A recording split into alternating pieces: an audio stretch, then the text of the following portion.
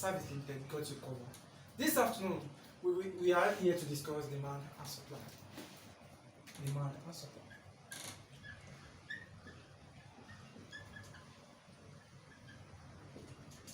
Before we move to the content, I want to let you know that according to Thorsten Veblen said, teach a parrot to say demand and supply, and you've made an economist of him. Which means this signifies the importance of demand and supply in economics, which means that demand and supply is the foundation of economics. So this afternoon, we are going to start with demand as a concept, under which we are going to examine the definition of demand. The definition, we move to the type of demand, to the law of demand, and to the exception of the law of demand. Exception to the law. Let's start by definition. What is demand? Ask yourself, what is demand? Demand is the quantity of goods and services that are... I reiterated, what is demand? Demand can be defined as the quantity of goods and services that an individual is willing, able to buy or to purchase at a particular point in time and at a particular price. 4 things to know in this definition is that before you can call something demand, there must be willingness on the part of the buyer, and there must be ability. How do we measure ability? Ability is only measured by your what? By your ability to pay. If you are able to pay for what you demand for, that is what we call ability. Then followed by what? Particular point in time. What you can afford today, you may not be able to afford it next year, or next 2 years, or yesterday. That is particular point in time, and at a particular price. There must be price for everything. For instance, now, if there is not a specific price at which everything in this art is being sold, how do you accrue for the price of that item? So let's now move to the type of demand. I want you to know, before I move, I want you to let you know that we have 2 types of demand. We have effective demand and ineffective demand. What is effective demand? What is ineffective demand? Demand is only effective if it is backed up by ability to pay. Why ineffective demand and mere desire? I love this car, I love this laptop. Are you willing and able to pay for it? If you are not able to pay for it, it is ineffective demand because it's still a desire. It has not been transformed to what effective demand. But what is effective demand? I want this marker, I go for it, I pay for it, I purchase it, I take it home. That is effective demand. So let's now move to the major type of demand. Under this setting, we are going to be discussing the type of demand under 4 headings. The first one is we have derived demand. Derived demand. The second one we have joint or complementary demand. Joint or complementary demand. Joint or complementary. And we have substitute. The third one is what? Substitute or competitive demand. And lastly, we have composite demand. Let's take it one after the other. What is derived demand? I want to let you know that any type of demand that is not an end in itself, but rather a means to an end, is called derived demand. Let me break it down. Money is always a derived demand. We human beings need money, not for money's sake. That is why they normally said that money has no intrinsic value. That is, money in itself is not worthy. The money in itself has no value, but its value lies in the ability to purchase goods and services. Any type of demand you are demanding for, not for the purpose of that thing, but for you to be able to do another thing, is called derived demand. For example, now, you are in Lankotheory Educational Service Limited to obtain IJMB and UPEB certificate, not because of IJMB and UPEB certificate, but because of you want to use it to process admission to university. That means that IJMB and UPEB certificate is not an end in itself, but rather a means to an end. That is what we call derived demand. Another example of derived demand is labor. If I have an industry, I employ labor. I do not employ those labor to come and finish my money, to come and eat my food, rather to come and make production. I need them to make production. I need them to do another thing. That is derived demand. Another type of derived demand is university certificate, bachelor degree. If you go to university, you are not going to university to collect certificate and go and keep it, but rather to collect that certificate and use it to look for a job. You can see that that certificate is serving the purpose of finding job. Not that that certificate is what has value in itself, and as such, it is a derived demand, which means that For example, a typical example you will love to hear this afternoon is husband and wife. I'm not getting married to my wife to keep my wife for wife's sake, but rather to provide me good children, and that is what we call derived demand. Let's move to gender complementary demand. What do you mean by gender complementary demand? From the word joint. Two-head, you always hear that two-head is better than one.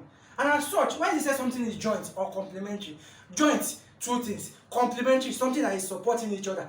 This means that joint and complementary demand, and those demands two or more things that serve one purpose, two or more things that is your way of life, two or more things that make you, that from which you derive similar satisfaction. For example, bed and pillow.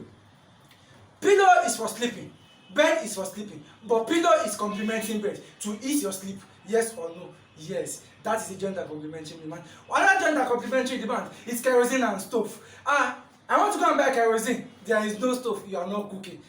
I have stove, there is no kerosene, you are not cooking. You can see that both of them are satisfying the same purpose of cooking. This is gender complementary demand. Let's move to substitute. From the word substitute, substitute means ability to use one thing in place of another. That is why we call it competitive. Example is Bonfita and Milo. I get to the market, the price of Milo is high, I buy Bonfita.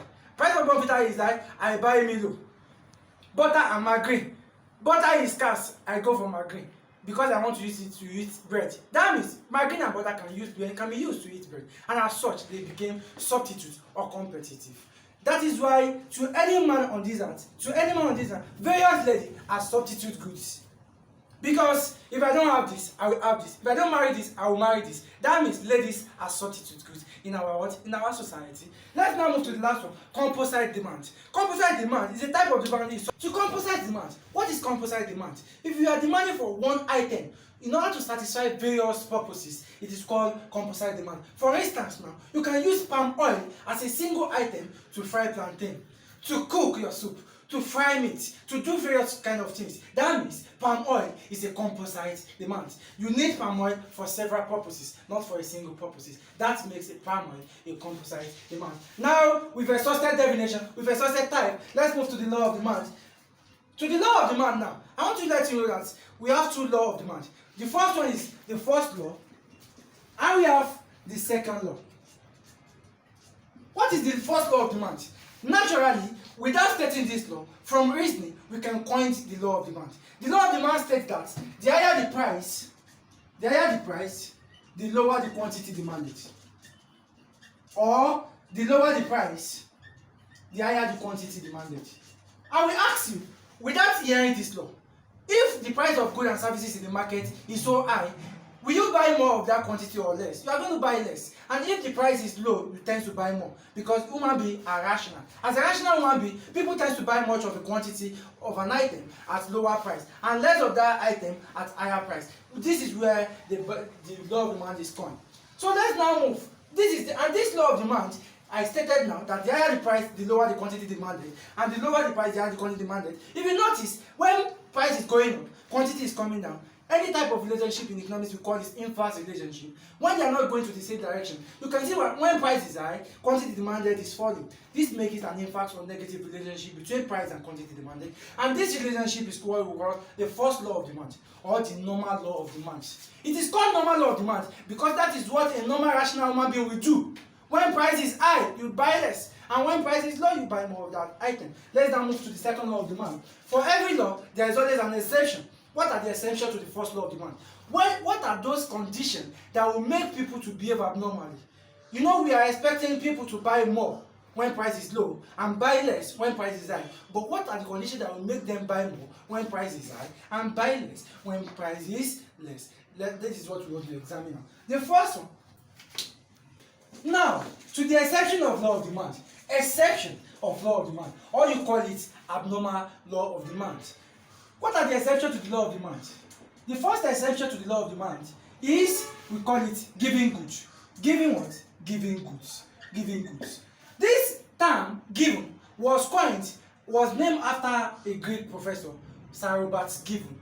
Sir Robert Given said there are some time where people will buy more of a commodity when the price is high, and less of that commodity when price is low. And as such, that goods become giving goods. But I want you to know specifically this afternoon that there are two terms in economics that always cause confusion, and this is what we call given and inferior. For clarification, what is giving good, what is inferior good? And any point in time you hear giving goods, always relate it to price. Point in time you hear inferior goods, always relate it to income. For example, what are inferior goods? From the word inferior goods are those goods whose demand will fall when your income increases. For example now, I'm collecting 50,000 naira as salary and I'm buying bend and select to fill my wardrobe. If they increase my salary to 500,000, you can see my income has increases. I'm supposed to be buying more of that bend and select, but now because I have more income, I will neglect bend and select and go for what? Boutique. This is what we call inferior goods. Their demand tends to fall as my income rises. You can see when I'm dividing inferior goods, I'm relating it to income, but when we talk about giving goods are those goods whose demand will fall when price fall, and demand will rise when price rise. Although both of them are interrelated. Giving goods relate to price, which means that when price is increasing, demand is also increasing, and when price is falling, the demand is also falling. The key difference between inferior and giving is price and income. Note it. So the second exception to the law of demand is article of ostentation. Ostentation. Or let me call it luxury. Or let me call it what? Luxury. Or let me call it feminine effect. Feminine what? Effect. What do you mean by article of ostentation? Luxury. As a male, we have luxury. As female, we have luxury. For example now, people tend to buy. Do you know the reason why people use iPhone 11 most this time? Or did you know the reason why people use Samsung at the expense of Techno? Not because of anything, but because of it is a luxury. It converts status on them. And people, the higher the price of those items, the higher people want to buy it. The reason is that it will convert more status on them. For demonstration effect, feminine effect, show off. And that means that, normally when the price of item is increasing, they will be buying low. Why is it that when the price of iPhone is increasing, people are still buying iPhone? The sole reason is because it is an article of ostentation. It is a luxury. People buy for feminine effect, which is also show off, demonstration, to demonstrate your status in the economy. That is why people are buying it. Let's now move to another one. Another one is what we call what? Future expectation. Future expectation. How do I explain future expectation to you? Future expectation is simply explained or best explained. Let me cite an example, an hypothetical example. Let's assume yesterday the price of petrol is 15 naira per litre. And today, the price of petrol is 500 naira per litre. Yesterday when the price of petrol is 15 naira per litre, let's assume I'm buying 5 litre. Today it is 500 naira per litre. I'm supposed not to buy because the price is now high. But let's assume I'm hearing rumor that the price will increase to 1.5 tomorrow. What will I do today at higher price? I will go and buy more at higher price today. Truly, it is 500 naira today, but tomorrow is going to 1.5. And at that 500 naira, I will still be buying more quantity than yesterday at 15 naira. This is what we call future expectation. Another one which I want to add to this is bad dragon effect. Bad dragon effect. This is very common to we youth of our society. What is bad dragon effect? Follow effect. Follow effect. What do I mean by follow effect? My friend is using Android, I must use Android. Even if the price is high, I must afford the money. My friend is using car, is using Benz, I must buy Benz. Even if the price of Benz is high, I must go for the price for Benz. This is what we call follow effect or bad dragon effect. Meaning that at any point in time, that is why James Desembury, let me add this. In relative income hypothesis, James Desembury said, an individual will always strive to meet up with the Jones and surpass the Jones. This means that the consumption of your neighbor or your relative will determine your own consumption. If you see your friend using good thing, even if the price of that thing is high, you will want to strive to meet the Jones and surpass the Jones. That is the idea of James Desembury in relative income hypothesis. Thank you. Good. We've been able to examine the definition of demand, the law of demand, the type of demand, and the exception to demand. We are going to continue from here in our next lecture.